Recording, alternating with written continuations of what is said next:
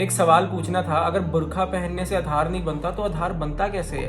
क्या बुर्का जब आधार कार्ड बनवाने जाती है तो बुर्का नहीं उठाती है? सरकारी फायदा लेने जाती है तो नहीं उठाती है? उस समय मुल्ला को नहीं दिखाई देता।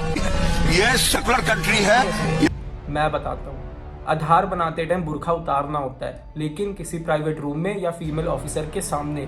बिल्कुल लीगल, बिल्कुल नॉर्मल। सेकुलर कंट्री का मतलब ये नहीं होता कि किसी की डिग्निटी को कंट्रोल किया जाए। सेकुलर कंट्री का मतलब होता है सबको इक्वल रिस्पेक्ट। और गवर्नमेंट बेनिफिट्स कोई एहसान नहीं है, वो हर सिटीजन का हक है। और बंद कर दो बार बार मुस्लिम वुमेन्स पे उंगली उठाना, उनको टारगेट करना। याद रखो, वो पहले इंडियन हैं। हमें किसी महिला, किसी धर्म के प्रति कोई हमारा दुर्भावना नहीं था, इसमें अपमान का कोई उद्देश्य ही नहीं था।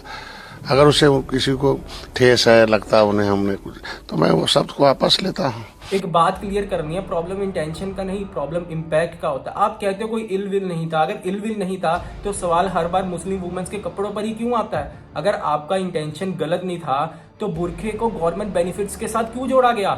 सिंदूर, तिलक और पगड़ी को क्यों नहीं? और कोई है नहीं, अगर उनको लगता है कि गलत है तो ये इसको वापस लेता हूँ, और कोई नहीं है। सॉरी बोलना अच्छी बात है, पर सॉरी तब मीनिंगफुल होता है जब गलती मानी जाए। वर्ड्स वापस लेने से डैमेज वापस नहीं होता। जब एक पावरफुल आदमी कुछ बोलता है तो ग्राउंड लेवल पे उसके वर्ड्स का इम्पैक्ट पड़ता है। क्यों मुस्लिम वुमेन्स को बार बार ये बताना पड़ता है कि वो इंडियंस हैं, वो इंडियंस हैं? रिस्पेक्ट सिर्फ इंटेंशन से नहीं, इंसान की सोच और लैंग्वेज से भी दिखनी चाहिए।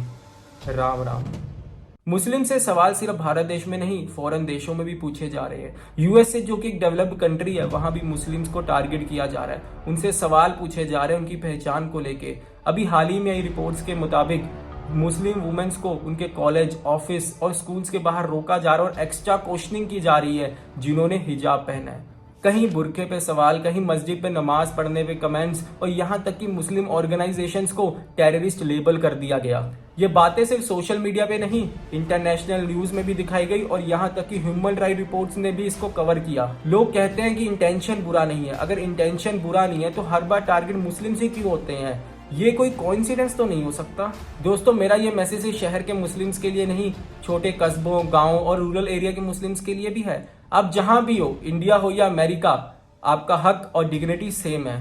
और अवेयरनेस फैलानी जरूरी है, क्योंकि जब हम अवेयर होते हैं तभी हम अपनी पहचान और हक के लिए आवाज उठा सकते हैं।